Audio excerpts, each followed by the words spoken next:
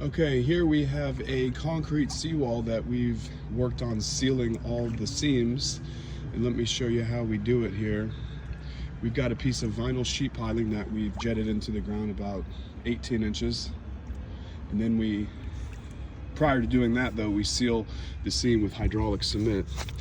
And then once this panel's in place, we fill that full of dry concrete, which ends up soaking up from the bottom and hardening, and that gives you an earth-tight seal for an extended amount of time on seams that are not ideally situated to begin with. The rest of these seams were pretty tight, but you can see what they look like after they're sealed.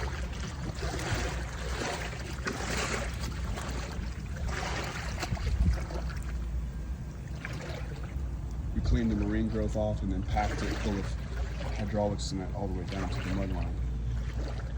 Here's another seam. And we did this panel also. Prior to pouring it, if there's any gaps, I seal it with foam just to prevent the concrete from leaking out. So there's another panel. This one was a turn on the wall, so that's why there's a big void there. And then the rest of them were just sealed with hydraulic cement all the way down.